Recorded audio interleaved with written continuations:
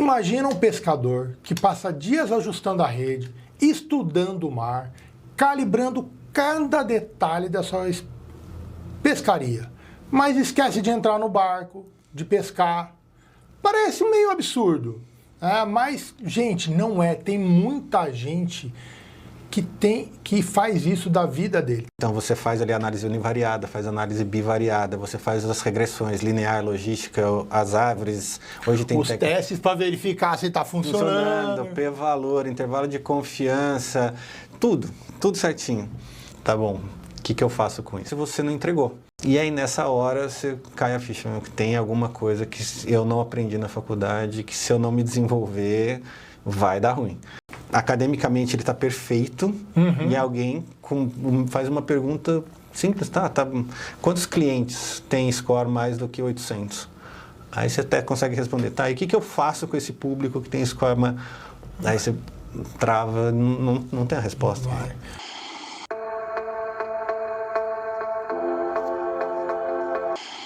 Imagina um pescador que passa dias ajustando a rede, estudando o mar, calibrando cada detalhe da sua pescaria, mas esquece de entrar no barco, de pescar.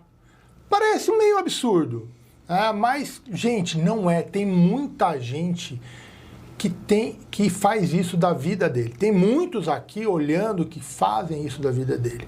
Agora segura aí que já vocês vão entender o que eu estou querendo dizer com isso aqui.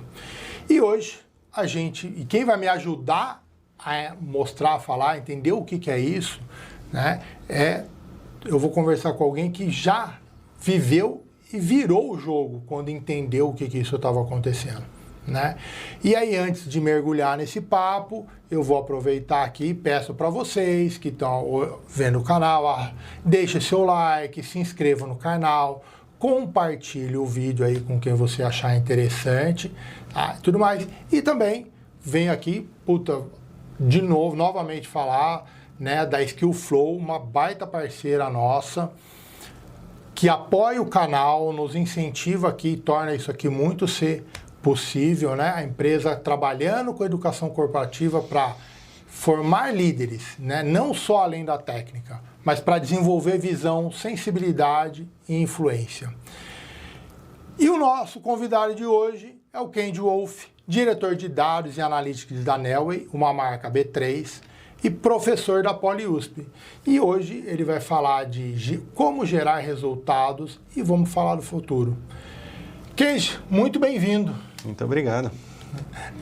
Kendi, e aqui para a gente começar, qual foi o momento da sua carreira em que você estava entregando tudo certo, mas sentia que não estava crescendo?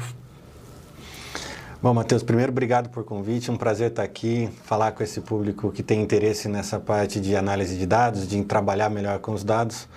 E essa é sempre uma pergunta interessante, porque na faculdade a gente é treinado para resolver teorema, A gente é orientado para seguir um mundo acadêmico e sim se tornar bons professores, doutores, pesquisadores. E tem muito pouco apoio, pouca orientação para seguir no mundo corporativo.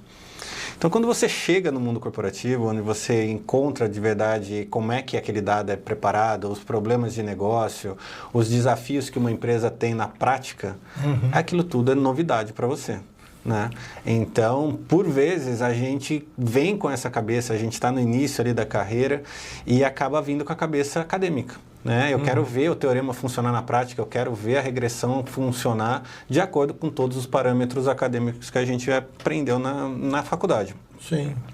E dentro dessa jornada, você faz literalmente tudo certo. Então você faz ali análise univariada, faz análise bivariada, você faz as regressões, linear, logística, as árvores. Hoje tem os testes para verificar se está funcionando. P-valor, intervalo de confiança, tudo certinho. E aí você acredita que isso é o seu produto final. E aí quando você chega para apresentar um negócio desse, normalmente o seu gerente, o coordenador, alguém que já tem um pouco mais de experiência, fala assim, tá bom, o que eu faço com isso? E daí? E daí?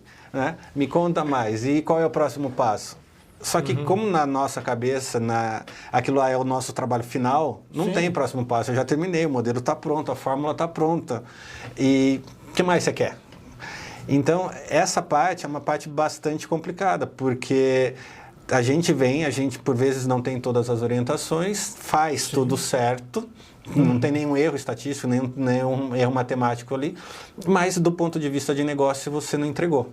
Né? Por quê? Porque o que a gente diz, quem trabalha com escoragem de crédito, por exemplo, a fórmula, né, funcionar no seu computador, na sua...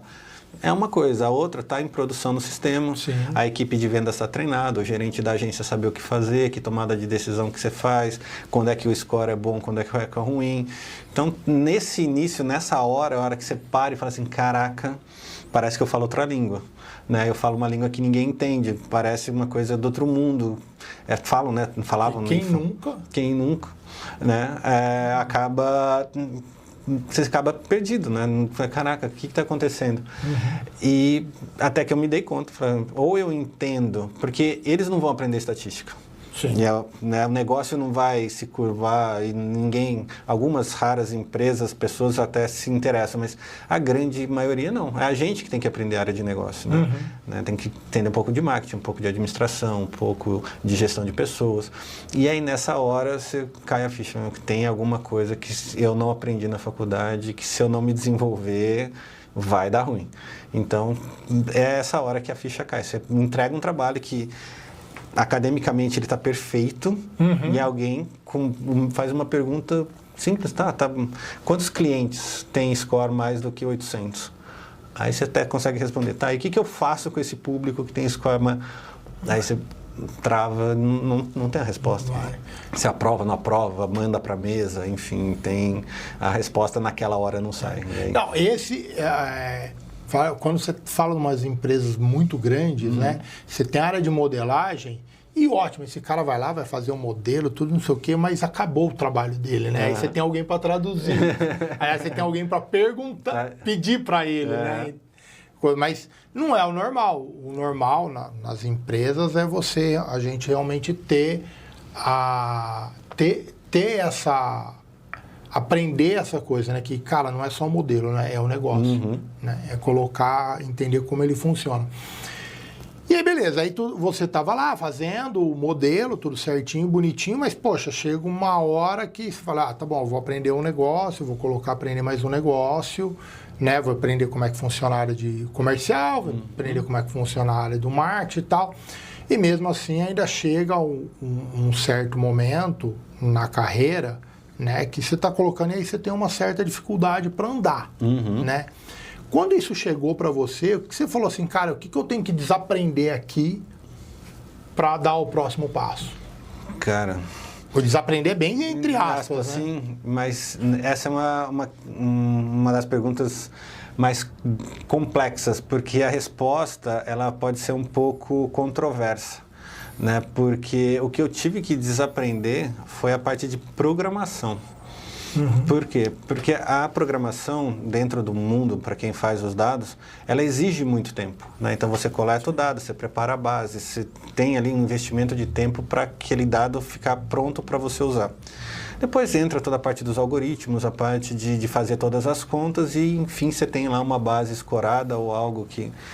E dentro dessa parte de programação, na época tinha as linguagens, não são as de hoje, mas me tomava muito tempo, né? E não era uma coisa que eu amava fazer. Então, eu gostava de fazer as contas, gostava de ver o algoritmo pronto, mas a parte do código nunca foi a minha paixão. E aí, dentro dessa jornada, o que eu percebi? Eu fui trocando, né? Eu percebi que tinha muito mais valor eu entregar o modelo, eu apresentar o modelo, explicar para a área de negócio o que aquilo ali fazia, do que ficar codificando e falando com o computador ali, select, com o from, não sei o quê. Então, foi um câmbio, eu sei programar até hoje, mas foi uma troca de tempo que é onde eu percebi que menos tempo atrás da tela de SQL e mais tempo na frente do PowerPoint, mais tempo ainda nas mesas de reunião, explicando o que estava acontecendo, era onde podia ter um ganho na hora da exposição e na valorização do trabalho. E isso é uma coisa que eu acho que dá para a gente levar para a vida inteira, né? Porque para crescer, a gente precisa decidir o que vai deixar para trás. Sim. Sem dúvida, sem dúvida. Sempre tem alguma coisa que a gente está colocando. Aliás, vou até pegar sem ele se considera um estatístico ou não? Hoje virou só uma ferramenta? Não, me considero. Para perturbar os estatísticos? Não, me considero. Dou aula de estatística ali na PS da Poli, na parte de engenharia de dados. Não, me considero, conheço, trabalho, estudo, sei fazer as contas, interpretar. Não, isso eu acho que é muito legal. Porque tem muita gente que... Eu, por exemplo, quando eu cheguei a um nível, eu já não estava mais fazendo modelo. Eu ficava maluco. Eu sentia muita falta de fazer modelo. Aí a galera da modelagem sofreu um pouco comigo. Porque eu falei, agora vocês estão falando com quem entende. Exato. Isso aconteceu agora quando eu cheguei na NEL há um ano. E é muito comum. As pessoas que trabalham comigo hoje, eles olham e falam assim, nossa, mas você está aqui discutindo modelo, parâmetro, não sei. Primeiro que é um tema que eu gosto, né? Outro que eu entendo e outro que se eu entender como é que ele funciona, eu vou conseguir explicar para todo mundo o que está acontecendo de uma maneira que as pessoas comprem aquele produto. Então, sim, eu gosto. E eu falava assim, pô, Matheus, não sei o que. Eu falei, cara, desculpa, eu gosto, eu entendo, eu gosto, e eu sou mais velho, tenho mais chão que você, então eu vou provocar, eu vou te ensinar, vou ver como é que você está fazendo. Entendeu? E nunca eu estou falando nesse sentido da modelagem, mas serve para qualquer área, para qualquer outra coisa, mas nunca é para a gente ver se está fazendo certo. Então, não, é mais uma cabeça pensante ajudar para sair o melhor, né? Exato, sem dúvida. E agora, lá, olhando para o seu passado, qual que foi aquela ação uma ação que você teve que tomar, que você falou, puta, aqui é arriscado, mas confio no meu que eu vou fazer? Cara... Uma ação que foi arriscada na carreira eu tinha 13 anos de Vivo, né? Tinha decidido sair da empresa e o meu plano era ir para os Estados Unidos estudar e passar ali um tempinho estudando nos Estados Unidos. E fui, né? Para voltar para trabalhar em outro segmento, que era o segmento financeiro que eu gostaria de trabalhar, que eu não tinha trabalhado ainda, voltado a trabalhar, né? E, estava lá, uma semana de férias, me liga um cara e fala assim, cara, você tá de bobeira aí, você não quer fazer um trabalho de freelance para mim? Tá bom, então eu fiz. Aí tô lá, passou mais uns 40 dias, de repente me liga um amigo meu de um grande fornecedor de tecnologia, cara, a gente tá com um problema gigantesco de modelagem para entregar para um cliente, precisando, você não quer vir aqui para ser consultor? Aí eu, vou. Ele falou, mas precisa ter CNPJ, precisa ter não sei o quê. Eu nem sabia direito o que era aquilo. Mas a grana era boa, né? E eu falei assim, então tá. Mas o plano era ficar aqui um pouco para voltar para ser executivo. Sim. Se eu abrir um CNPJ, eu vou virar empreendedor. Empreendedor no Brasil, 2014. Cara, quer saber? Vamos ver o que vai dar. Não tenho nada a perder, o máximo que der, eu fecho a empresa e vou embora. E deu certo, a gente ficou nesse projeto, atendemos uma grande telecom enquanto consultor, atendemos um outro grande banco e assim foi. Passaram 3 anos, empresa aberta, funcionário, faturamento e assim foi até final de 2016. Então, a decisão mais arriscada foi: volto para a carreira executiva, viro empreendedor sem saber direito o que significava isso no Brasil. E essa parte de empreendedor te dá algumas vantagens, né? Você aprende a vender na marra, você aprende a entrar na sala de um cliente que o cliente não sabe quem é você, né? Às vezes você tem uma marca por trás, tem alguma coisa, mas em geral ele não te conhece no speaker. Então tem ali uma relação de ganhar a confiança da pessoa, apresentar ela, entender que você consegue somar na empresa dela. Tem uma coisa que é bem diferente do CLT, se o vendedor não vender, ele não come. Então, não é que a empresa tem um prejuízo, não, cara, você não vendeu, a empresa é sua, talvez seus filhos tenham dificuldade de comer no supermercado. Então, isso tudo traz uma bagagem que a hora que você volta para o mundo executivo, você traz tudo isso. Então, a história do senso de dono, a história de saber vender, a hora de se portar na frente do cliente, de demonstrar o produto, de demonstrar o valor, de calcular preço. Né? Que são coisas que na faculdade, assim, pelo melhor MBA que você faça, quando você tem ali, né, a sua família em jogo para você sustentar através daquele negócio e é de empreendedorismo, é uma coisa que é bastante arriscada, mas muito arriscada. Né? Em 2016 a gente teve que fechar as portas, infelizmente, e aí eu acabei voltando para ser executivo da TIM, mas foram 3 anos muito legais. Infelizmente nada, é aprendizado, é colocar. E aí você tocou numa coisa que eu percebo muito, né? A hora eu falo, puta, vou virar empreendedor, não sei o quê. E aí você...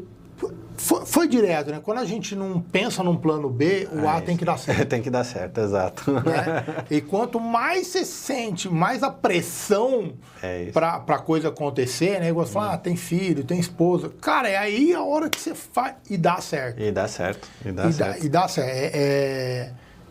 É confiar, né? Ter a orientação certinha de como fazer, né? E faz muito sentido... Vejo muitas vezes, faz sentido buscar orientação, né? Das coisas, o que vai vender. Eu tive uma vez um amigo, quando eu montei a minha consultoria lá atrás, e eu tava com dificuldade. Falei, cara, eu vou vender o quê, mano? Eu sei fazer CRM, sei marketing, sei blá, um monte de coisa. E aí eu não conseguia fechar, né, o assunto, o que eu vou fazer. E um amigo virou e falou assim, Matheus, cara, diretor, ele tem preguiça, cara. Ele vai te conhecer por um assunto. Depois que você entrou, você faz tudo isso. Mas escolhe um. Para começar, exato. Né? E aí vem a primeira grande dificuldade, quem sabe fazer muita coisa. Qual que eu escolho? Isso e é verdade, funciona, né? A hora que você coloca, você fica... Eu lembro de mim que eu ficava maluco. Pô, mas eu gosto de fazer isso aqui, deixar de lado... Mas funciona e dá muito certo. Sim, não, e dá mesmo. E você aprende e desenvolve skills que você não sabia que você tinha. Exato. Né? Então, você aprende na raça mesmo. Tem apoio, tem um monte de instrução, lógico, tem curso. Mas na hora que você está no tete-a-tete ali com o cliente, você está ali na frente de um diretor e é o cara que vai comprar o seu produto, o seu serviço, você tem ali, sei lá, meia hora para demonstrar o valor. Sim. E ele vai te avaliar, cara, quero, pode seguir ou não, obrigado, e é o que mais você ouve. E aí você aprende resiliência, persistência, porque bate na porta de outro e vai seguindo, e amigo que contacta, que indica, e aí você vai sobrevivendo. Né? Tem uma... Se você recebe muito sim, tem alguma coisa de errado. Exato. Vai olhar, porque você está entregando. Você está entregando, no mínimo, barato demais. Exatamente. Então aí quando você aprendeu a ser líder, foi nessa hora. Então, foi algo que foi... Você teve que se virar, ou você foi antes, lá na carreira CLT, que você se descobriu líder? Cara, essa é uma outra pergunta complicada, porque você não dá conta do impacto que você tem na vida das pessoas, né? Então, desde a época de faculdade, você tem ali, você gosta, participava da Atlética, gostava de organizar os jogos, time, sempre joguei em esporte coletivo, jogamos basquete junto. Enfim, então, essa história de estar, né, no meio de muita gente, de espírito de equipe, de estar por ali, sempre foi presente na minha vida. E eu comecei na carreira de liderança muito cedo. Eu tinha 26 anos, 27, porque era bem novo. Bem novo. E dentro da hierarquia na Vivo, eu saltei de analista sênior para gerente. Eu saltei a parte de especialista e saltei a parte de coordenação. Então, eu fui alçado... Eu vou contar daqui a pouco mais detalhe dessa equipe, mas você começa, né? Você acha que você está preparado, você acha que você tem todas as skills, mas quando você está ali com as pessoas sob a sua responsabilidade, é outra história. Então, quando você vê... Quando é que eu me dei conta que... 2 momentos, mas assim, foram anos depois... primeiro você começa a ver algumas recomendações das pessoas que trabalharam contigo. Isso, graças a Deus, aconteceu na minha vida.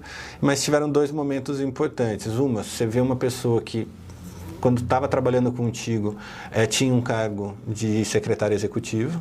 E ela foi transferida para a minha equipe, a gente acolheu. Ela se desenvolveu, começou como analista pleno, foi. Hoje, diretora executiva de dados. Que legal. Num grande birô. E um outro rapaz que trabalhou comigo, também. Ele me encontrou recentemente agora na Nelly. E aí ele falou, cara, você não sabe o que você fez na minha vida. Lembra de uma história que eu estava trabalhando demais, aí você escreveu uma cartinha para minha irmãzinha, falando que você ia ajudar, que eu não ia trabalhar tanto. E ele guardou até hoje, 24 anos depois. Hoje é gerente, virou agora Talent Acquisition da Amazon. Então são pequenas histórias que a hora que bate, você fala, putz, aqui você tem história para contar. E como esses dois tiveram muitas empresas, muitas pessoas que eu tive a oportunidade de ajudar, desenvolver, apoiar e aprender com elas, sem dúvida nenhuma, porque é uma troca, né? Mas essa parte da liderança você reconhece, você sabe que tem hora que você fica um pouco na dúvida, mas quando você começa a colher esse tipo de fruto, você fala, não, aqui... Cara, isso é a liderança. Né? É a liderança, exatamente. Não é ser chefe, é ser líder. Cara, animal. Essas histórias são as que eu mais gosto e são amigos meus até hoje. Então a gente gosta de contar essas histórias e eles sabem de quem eu estou falando. Pode falar o nome? Pode, claro. Bom, a história da irmãzinha é do Rafael Nobre, que é da Amazon, e a história da secretária executiva é a Dani Aveiro, que está na Serasa. Cara, que legal. É muito bom ver isso. Eu gosto. Eu também. Acho animal ouvir. Eu acho muito animal ouvir que as diferenças que a gente faz na vida, né, que a gente coloca.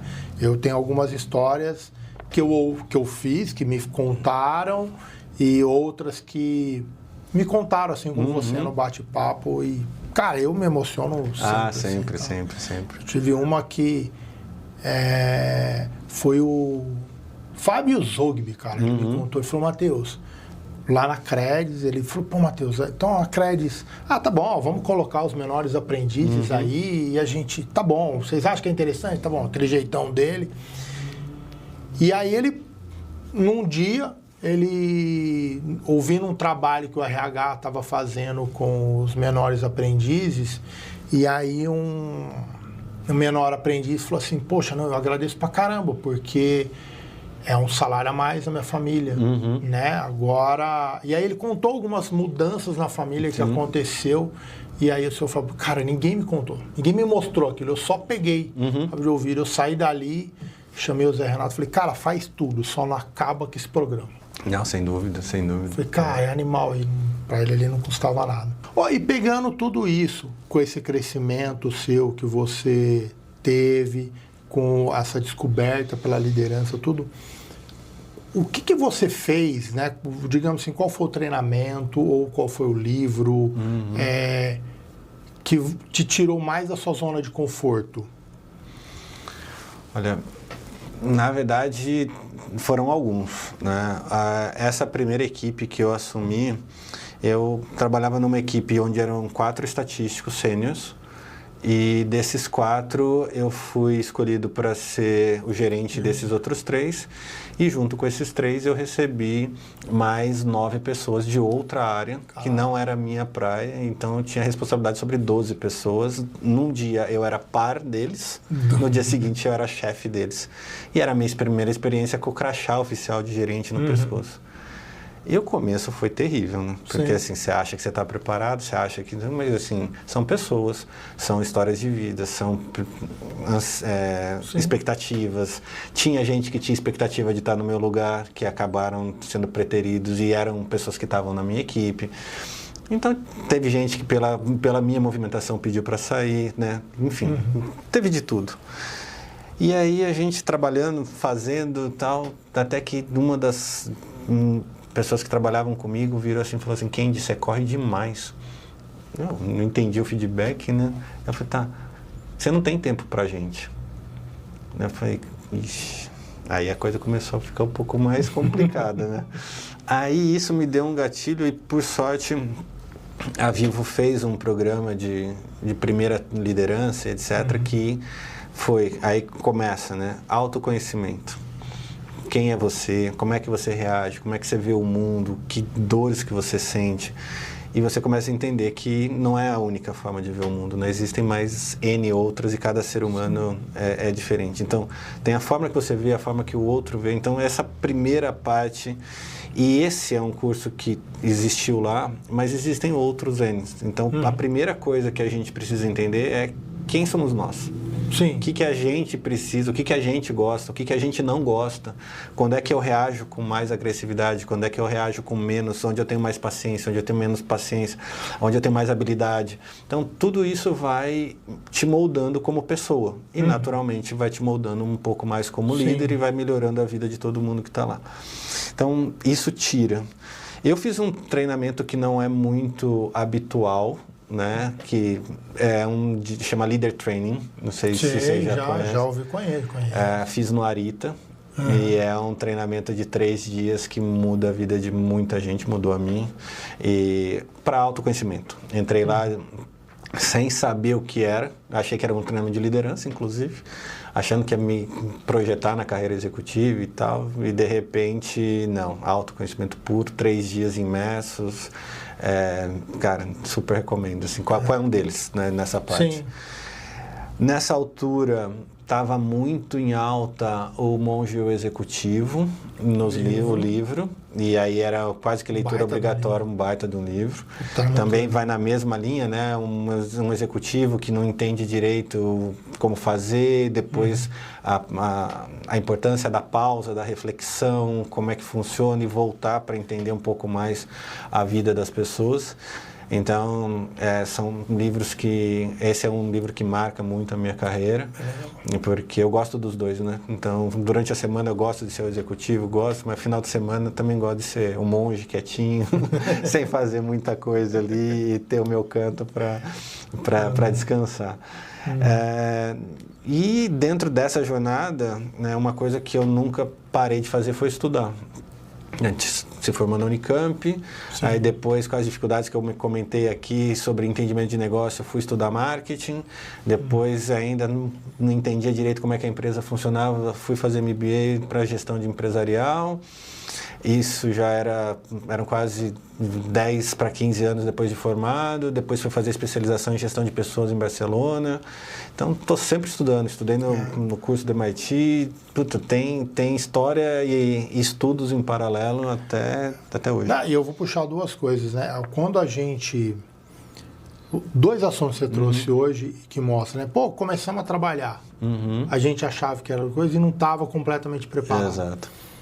Virei gerente. Achava que eu estava preparado, mas não estava. Na realidade, a gente sempre está um pouco. É que a gente precisa fazer o resto para complementar, que é aquela coisa nova, né? Você está ali bonitinho, trabalhando, tô ali, gerente sênior, você está debaixo do guarda-chuva, estou fazendo o que eu conheço. A hora que você sai um pouquinho, né, para ver o que tem para cima, outra coisa, você vai se molhar um pouquinho, já alguma coisa que você não conhece. Exato. Então, isso faz parte e eu acho que esse aprendizado contínuo, como você colocou agora, ele faz toda a diferença. Toda a diferença. Né? É exatamente a gente aumentando o nosso guarda-chuva aos pouquinhos, sai lá para fora, se molha um pouquinho, vem. É importante essa reciclagem, né, da gente, porque a gente... Eu não sei você. Eu, quando fazia coisas, às vezes eu falo, puta, isso eu já vi. Mas eu já vi, mas esqueci.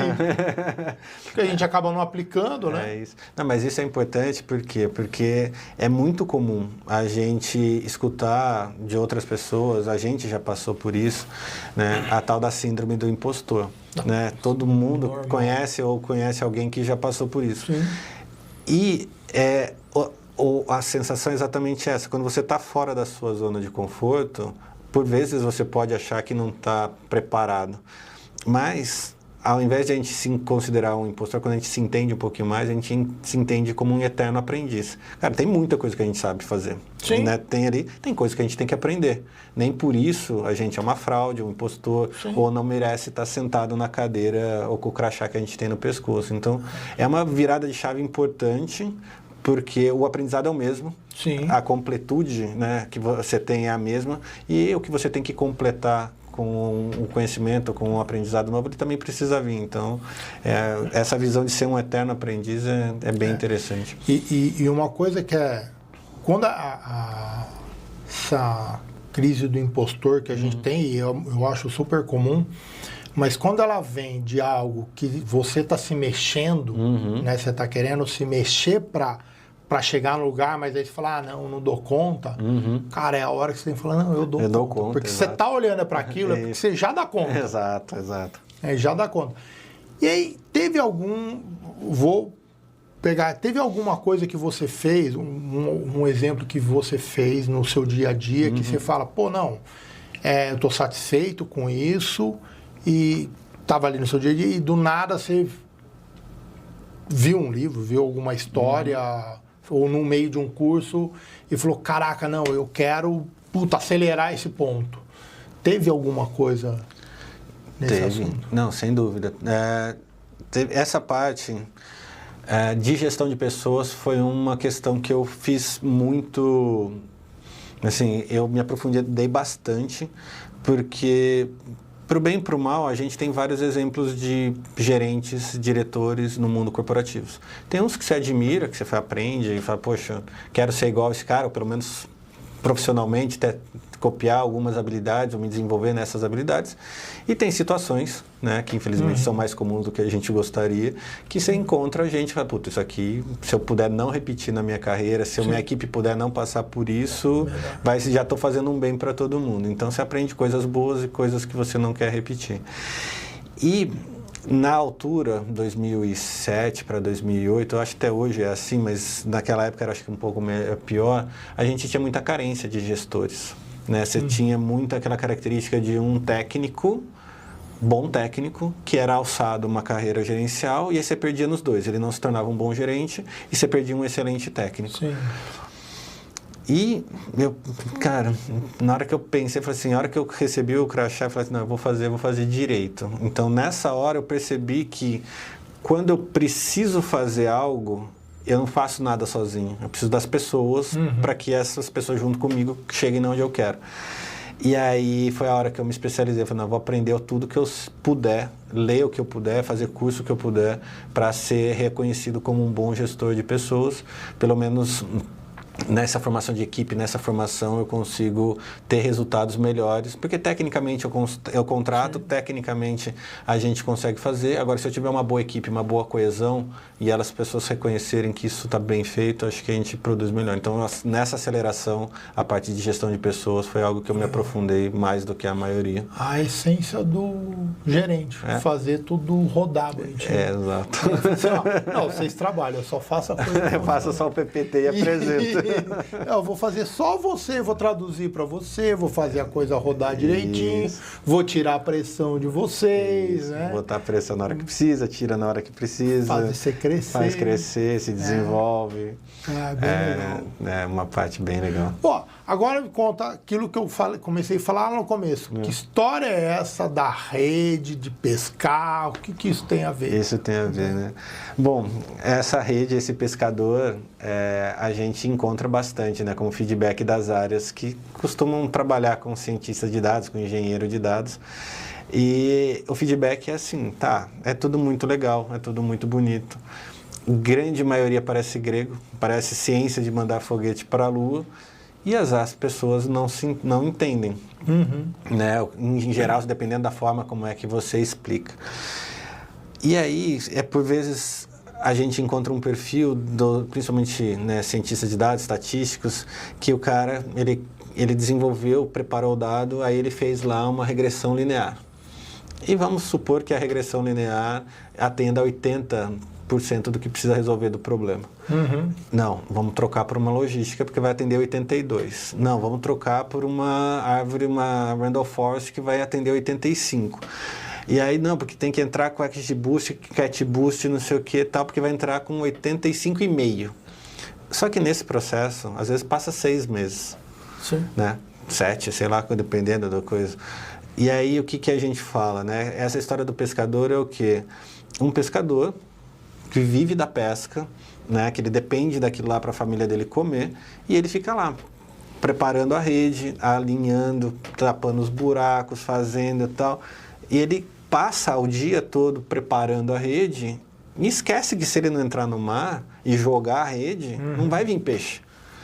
Né? O peixe é o resultado que aquele modelo, aquela análise gera para a companhia. Então, é preferível você gerar um resultado a 80%, só que na semana 1, 2, entrar no mar com a rede furada e pescar 3 peixes, do que você passar 7 meses sem resultado nenhum, todo mundo olhando para sua cara e falando assim, cara, vocês não fazem nada, vocês são um grupo de cientistas que ficam discutindo, né, os parâmetros assim, e resultado essa caixa preta e resultado que é bom nada.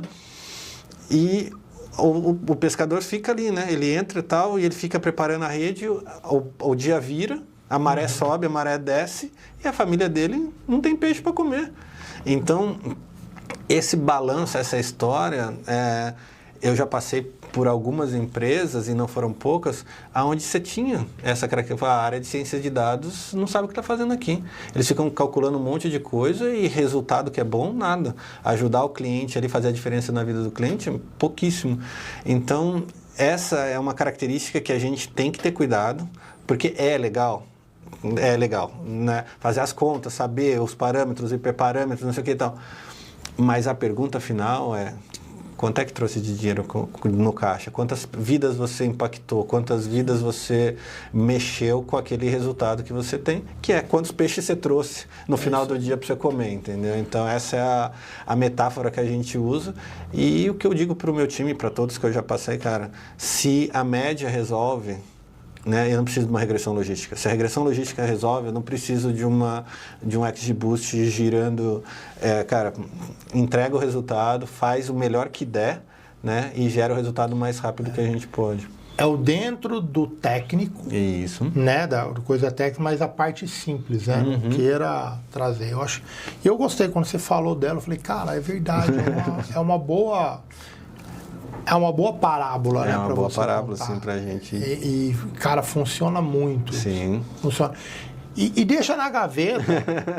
E eu, pelo menos, começava a falar pro pessoal, pô, deixa na gaveta essa segunda ideia, lá na frente a gente faz uma V2. Sem dúvida. Mas agora, amigão, é isso. Corre para entregar o que precisa fazer. E aí, buscando nisso aí que você está falando, que eu achei muito legal. Tem alguma história que você trouxe, que você lembra agora, que, poxa, foi pode até inicialmente ter pensado num modelo gigante, num tratamento de dados, num processo muito complexo, que você enxergou e falou, não, vamos simplificar aqui, e o resultado se conectou muito bem, fácil, né, com a necessidade do cliente, né? Ou, em outras palavras, que eu quero dizer, uma história que você falou assim, poxa, não, tá bom, tô me dando esse problema, eu tô enxergando aqui o que é necessário fazer, mas aí você falou assim, não, puta, eu preciso conectar com o cliente para achar o que realmente a empresa precisa. Teve? Tiveram duas histórias, assim, bem bacanas. As perguntas sempre vêm abertas, né? Ninguém vem ali e fala assim, não, cara, calcula assim, faz. A pergunta era relacionada a atendimento de cliente. E a pergunta veio, quantas posições de call center eu preciso ter para atender os meus melhores clientes? Uma grande empresa de telecom. Bom, primeiro que melhor é um adjetivo, melhor em quê? Em quê? Para quem? Essa palavrinha ela já gera algumas horas de discussão.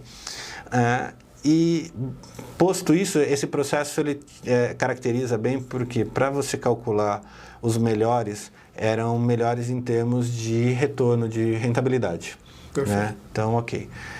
E aí você tinha todo um processo complexo para dizer entre custos e receitas de cada um dos clientes qual era a margem daquele cliente. E aí você faz toda uma análise e você pode contar essa história, né, tão complexa e tão técnica quanto a gente queira. Mas no final do dia, isso se simplifica, onde você tem ali, né, uma lista de clientes, o valor de cada um, e você diz, olha, se você cortar nesse ponto aqui, você vai ter 10% dos melhores, se cortar nesse ponto você vai ter 15%, aqui vai ser 30%, assim por diante. E aí a pergunta volta naquela primeira questão, e aí, o que eu faço com isso? Quanto que você cortaria? Por quê? Porque a depender de quanto mais você quer colocar, maior vai ser o custo, porque você vai ter que ter mais PA, mais treinamento, etc., mais os custos de atendimento. Se você deixa a célula muito pequena, o cliente que é impactado, o grupo é tão pequeno que eles não percebem. Então, você não pode cortar em 0,5%. Sim. Porque fica muito restrito e você acaba não gerando impacto. E aí, essa simplificação, no final, o que acaba acontecendo? Você tem uma regra, que não é muito mais do que um histograma, e uma é a curva de clientes e a outra é o custo do call center. Perfeito. E aí você vai encontrar de maneira simples, literalmente, fala, cara, com 20% aqui dos clientes, eu vou ter um custo adequado, e no final, para onde vão os PPTs e aonde a diretoria vai ver, chega assim, por vezes, 2 barrinhas dizendo: esse grupo de clientes representa 20%, gera 80% da receita e vai ser atendido por esse grupo de clientes. São 3 números, simples quanto isso. O outro é um grupo de clientes de 80%, gera 20% da receita e vai ser atendido dessa maneira. É comum em banco, né?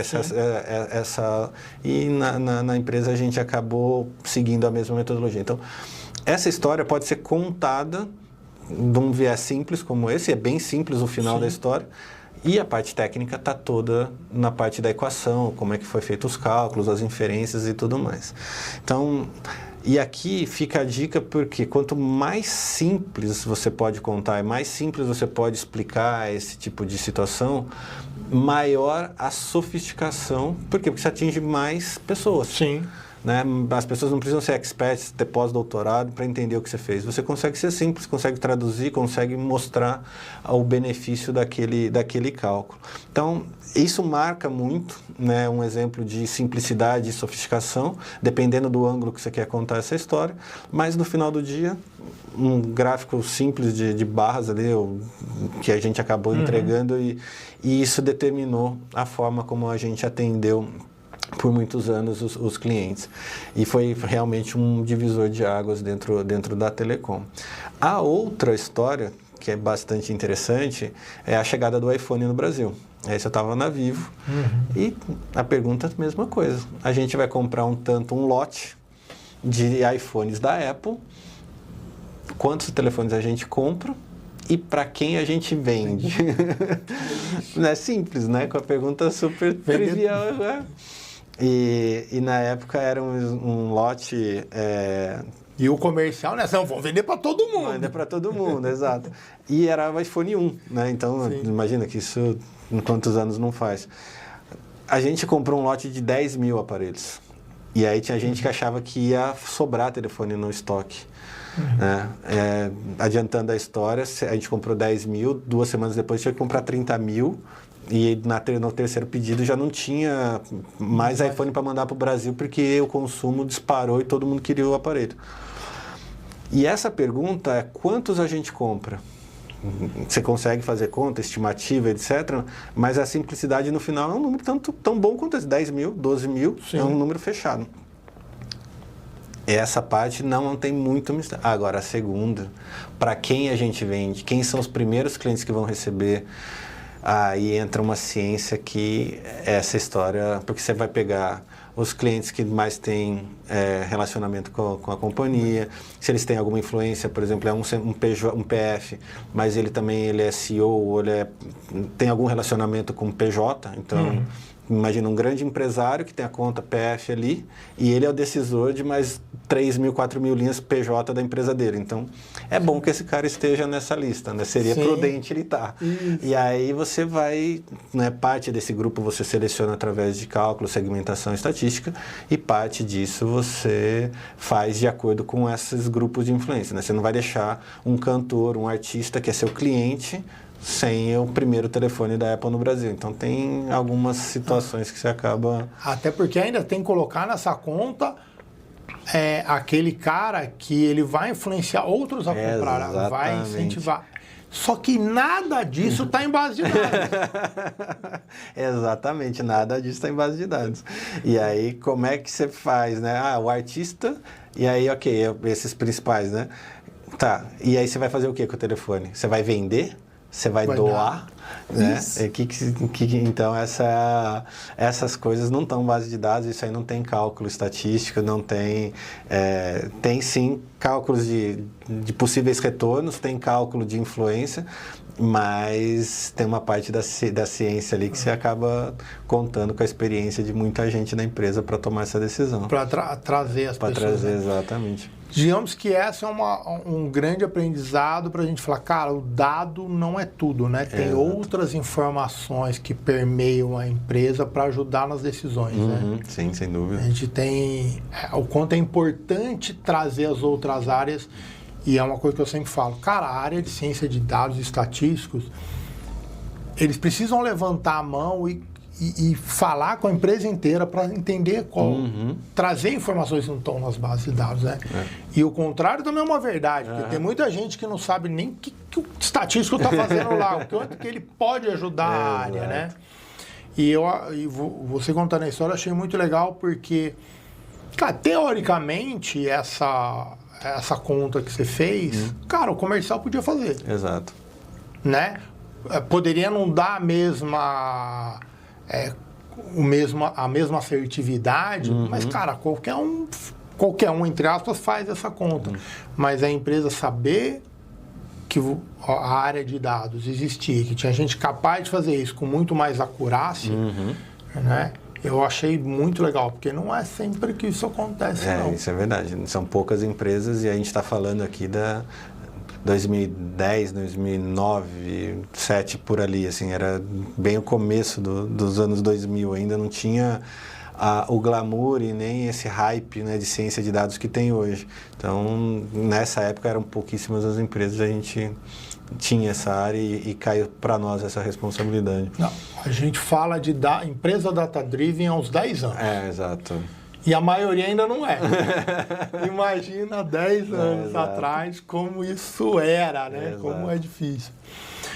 Qual foi o projeto ou situação que mais te desafiou a aprender a negociar, a vender um projeto, uma área, um negócio? Essa parte de negociação sem dúvida, assim, a base dela, ela vem da época da consultoria. Né? Você negocia, porque no final do dia você vai negociar preço, escopo, prazo, aquelas coisas todas.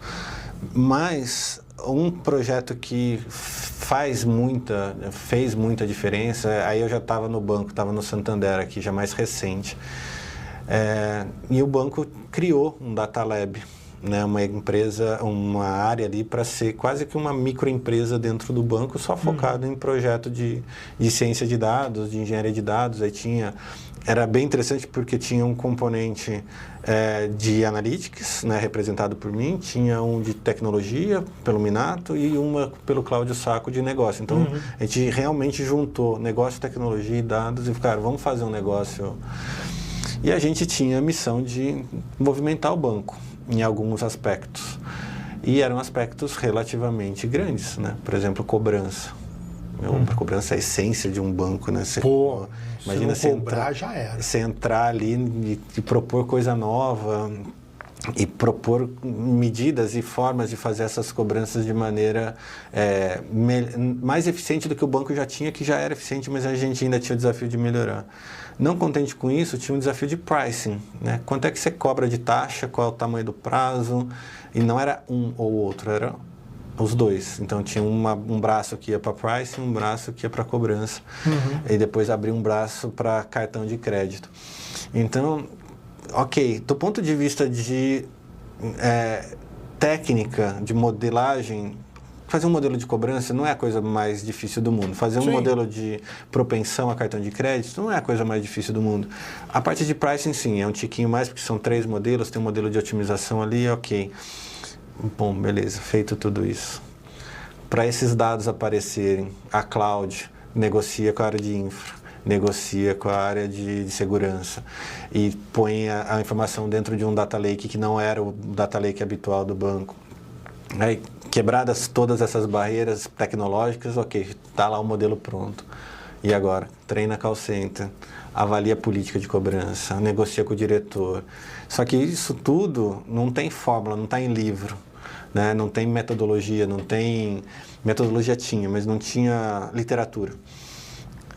E aí é uma negociação, porque assim, se o diretor de cobrança não dá o ok para fazer, o cara do call center não te recebe. Se Sim. o cara do call center não te recebe, toda aquela modelagem, aquela política que você escreveu, não tem. Então, entre você colocar o projeto na rua, colocar em prática e ele morrer na sua parte teórica, cara, a diferença é muito tênue. Às vezes é uma reunião, é um alinhamento, dependendo de quem e com quem você falou, você vai ter mais sucesso.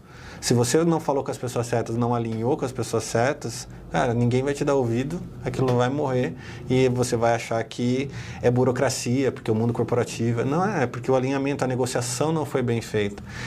E, claro, o diretor de cobrança, ele tem os KPIs dele. Então, você tem que mostrar que o seu projeto ajuda, que ele começa a te olhar com outros olhos. O cara do call center tem o KPI de operação, então você tem que mostrar que ele também ganha com o seu projeto. E aí, esse exercício é um exercício interessante, porque o que o diretor ganha é diferente do que o gerente do call center ganha, que é diferente do que o cara de tecnologia ganha, do que o estatístico ganha. Ganha não monetariamente, Sim. ganha em termos de reconhecimento, de aprendizado, e aí cada um tem os seus ganhos ali, né? Então, isso é uma arte, assim, não é... Foi uma época que a gente aplicou e aprendeu muito juntos, assim, foi uma época muito legal e, sem dúvida nenhuma, uma das minhas escolas ali de como negociar. E só aprende fazendo. Aprende fazendo e prestando atenção em quem faz bem, porque tinha gente boa em fazer isso, assim.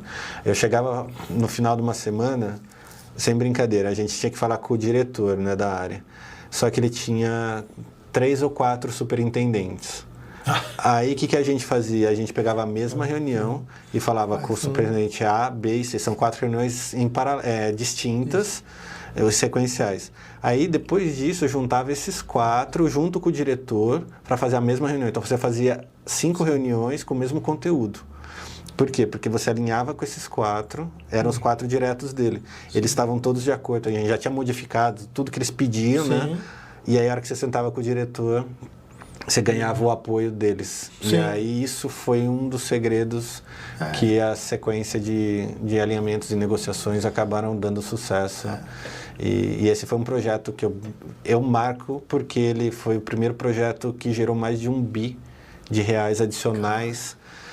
E aí eu brinco, né? Foi meu primeiro projeto, meu primeiro bilhão corporativamente falando. Então, eu gosto dele, eu acho bem...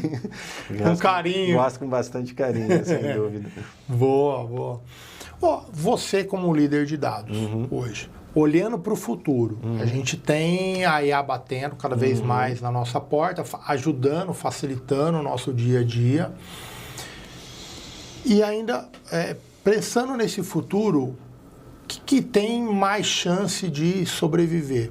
Aquela pessoa que sabe lidar bem com a tecnologia, com a inteligência artificial, ou aquela pessoa que sabe costurar bem as áreas, agregar as áreas, negociar bem? Bom. Olhando para o cara dos dados mesmo. A gente vai precisar das 2 pessoas, né? Então, você ter boas pessoas dentro do seu time é fundamental. Vai ter skill, vão ter pessoas que realmente vão se desenvolver e vão dominar tecnicamente e como é que esses prompts precisam ser escritos para que a IA realmente trabalhe para a gente. Já vem trabalhando, a gente está vendo aí gente de todas as idades, né? Dos pré-adolescentes aos idosos, todo mundo... melhorando a sua vida com o uso de IA. Então, isso vai fazer. Eu não acredito que a IA sozinha, você vai soltar e falar, isso aqui agora ela faz de maneira autônoma e tudo mais. Sempre vão precisar dos especialistas ali por trás. Para que esses especialistas trabalhem em conjunto e orientados, precisa de gente que sabe lidar com gente. Perfeito. Então, dentro desse mundo...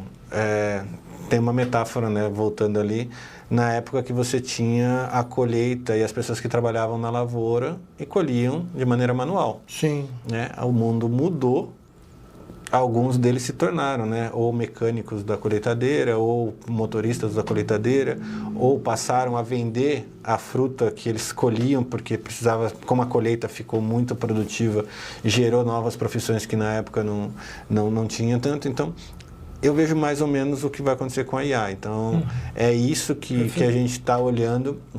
Vão precisar pessoas que saibam o que estão fazendo, que não deixem os algoritmos 100% autônomos, e com certeza as pessoas que sabem lidar com pessoas, elas estão sempre envolvidas e com boas posições dentro do mundo corporativo. Perfeito. Se você fosse para dar um conselho para alguém que hoje é um cara técnico bom pra caramba, né? Aquele cara seu de confiança na parte técnica, qual que seria o conselho que você daria para ele? E, aliás, eu até vou voltar, o cara é um baita e ele quer chegar à liderança, porque tem gente que não quer, o cara quer seguir como especialista a vida inteira e fantástico, a gente precisa, né, desse público. Qual seria o conselho que você daria para ele, não para aquilo que é invisível nosso para o dia a dia? Olha, esse conselho eu dou para todo mundo que trabalha comigo, e essa semana lá na ANEEL eu falei isso. A gente estava falando sobre desenvolvimento e carreira, e o meu conselho é o seguinte: faça o seu cliente fazer um elogio sobre você para o seu chefe. Então, quando eu trabalho, né, suponho, você é meu cliente, eu trabalho tão bem para você, né, te atendo de maneira tão proativa, eficiente, de tal maneira que você não é que você se sinta satisfeito, você se sente tão satisfeito que você vai não só falar, reconhecer o trabalho que eu fiz, mas você vai, quando encontrar o meu chefe, vai, pô, o trabalho do Kenji foi bacana, foi legal, o cara tá fazendo tá me ajudando aqui. Então, quando você consegue, porque isso é bem subjetivo, é bem genérico, porque depende da pessoa que está recebendo o seu serviço, o seu trabalho. Mas as qualidades que estão por trás, elas são mais ou menos as mesmas, né? Proatividade, uma escuta ativa, perceber o que é a dor da pessoa, onde é que ela quer chegar, o que ela vai ganhar com aquele projeto, que tipo de problema que ela está tentando resolver. E isso é mais ou menos, independente de quem você está atendendo, segue mais ou menos esse padrão. E aí você consegue mostrar o que você tem para fazer, como você resolve. Olha, faço assim, te atendo dessa maneira. Tem gente que tem uma velocidade um pouco maior, ele gosta da rapidez, então você tem que estar ali mais rapidamente atendendo. Tem gente que gosta de refletir mais, então você precisa diminuir o pace, porque se você acelerar, ele trava. Sim. Tem gente que gosta de PPT, tem gente que gosta de Excel, tem gente que gosta de ser o astro na reunião, tem gente que prefere que você fale e envolva. Então, são pessoas, mas no final, quando você chega nesse estágio de fazer com que o seu cliente te elogie para o seu chefe, você está no caminho certo para subir, para chegar onde você precisa em termos de evolução de carreira. Poxa, e para finalizar, se você olhasse para sua carreira, sua vida, falar sua vida, nem sua carreira, né? Porque eu quero que envolva família, outras coisas, nossa vida como um todo. Mas, cara, 10 anos atrás, hoje, qual que é o conselho que você daria para você e falar, cara, vai por aqui que vai dar muito bom? Olha, o conselho que eu daria é relacionado ao seu autodesenvolvimento. Se você gosta de um mentor, tenha um mentor. Se você gosta de um terapeuta psicólogo, tenha um terapeuta psicólogo. Se eventualmente você não puder acessar, mas consegue ser autodidata, entender e estudar sozinho, sem livros, cursos, etc. Mas, sem dúvida nenhuma, assim, quanto mais você se conhece, quanto mais você tem autodomínio do que você tem e como você mais preparado você vai estar para situações de estresse, de altos e baixos na empresa e na vida. Então, é algo que eu falo assim, então não é só o autoconhecimento, é o autodesenvolvimento e principalmente a execução. Então, se você puder fazer todo dia, faça. Se puder fazer uma vez por semana, faça. Sim. Uma vez por mês, mas continue fazendo. Né? De pouquinho em pouquinho, aquela aplicação, aquele novo hábito, aquela nova forma de trabalhar vai te levar junto, né? De maneira consistente para onde você quer chegar. E se eu pudesse, eu teria começado bem antes do que eu comecei, teria chegado a esse tipo de recurso ou de apoio ou de orientação muito antes do que eu cheguei e recomendo para todo mundo, quanto mais jovem você puder chegar, maior e mais rápido vai ser rampar a sua carreira, não só a sua carreira, mas a sua vida como um todo. Puta, eu assino muito embaixo. Muito bom, assino mesmo, faz todo sentido. E é isso mesmo. Kenji, cara, muito bom. Obrigado. Papo. Bom demais. Bom demais, rápido e bom. Ué, voou. Voou, exato, é o tempo bom, voa. E, gente, vocês ficaram aqui, não esquece daquele like, de seguir o canal, que ajuda a gente pra caramba. E mais uma vez, que o Flow, muito obrigado pelo apoio que você dá pra gente. Falou, pessoal, até mais. Tchau, tchau. E aí?